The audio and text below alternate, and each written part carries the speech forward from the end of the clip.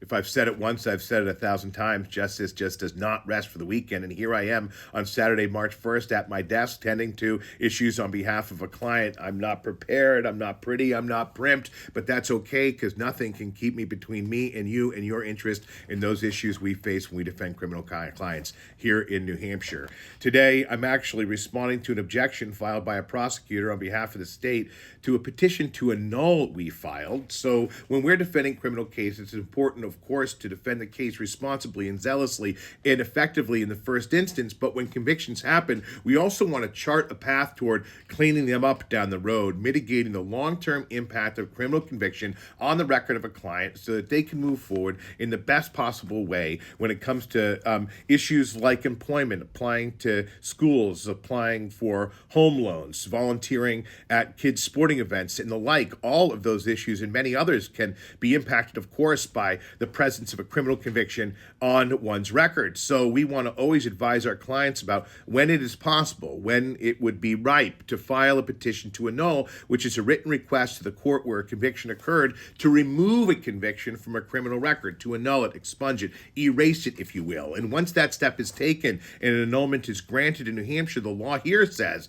you ought to be treated as if the event didn't happen. And the public policy is really important. We, of course, want to alert the world on a criminal record that someone has made serious and criminal mistakes in their past that's resulted in a conviction. That's especially true when someone could be a danger to the world. But there's another point where, through satisfying all the terms and conditions of a sentence in a criminal case, and after the passage of some time defined by our legislature, we also want to renew that person's opportunity to live free from their criminal past so that they can responsibly take optimistic next steps forward, free of the impact of a crime on their criminal record. And New Hampshire's legislature has said that after all the terms and conditions of a sentence are completed, then once you've passed a prescribed period, you may also then file a petition to annul, and the periods are important to follow. So for a violation, a non-criminal civil infraction, that's usually no big deal. 1 year must pass before you can annul. For a Class B misdemeanor, the lowest level of criminal offense in the books in New Hampshire, one with no risk of jail or prison,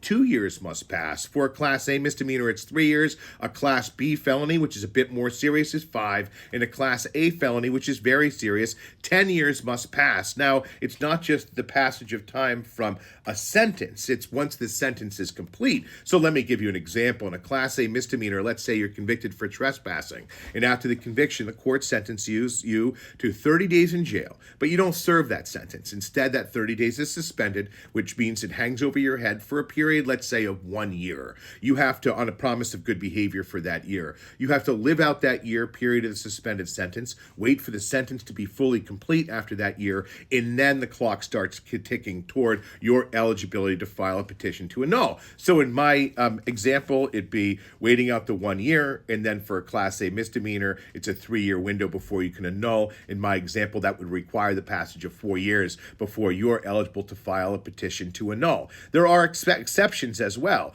If during the waiting period you commit another offense, you actually have to wait until a time period to annul all offenses on your record has passed before you can annul even the first one. There are other important exceptions too. A crime, even a misdemeanor for domestic violence, requires an extended passage of time of 10 years. A misdemeanor sexual assault requires the passage of time of 10 years. And certain serious offenses can't be annulled at all. If you've committed a crime where there is a violent element like murder or aggravated felonious sexual assault, serious offenses of that sort, our legislature has decided as a public policy measure never to let you annul your criminal record. It's a important responsibility for us as criminal defense lawyers not just to absorb the impact initially of a criminal case, but also assist our clients to chart a path toward annulling a record so that they too can take responsible next steps forward in life, in work, in dealing with educational and housing opportunities and the like. So if you're worried about the long-term ill effects of a criminal record in your life after your case,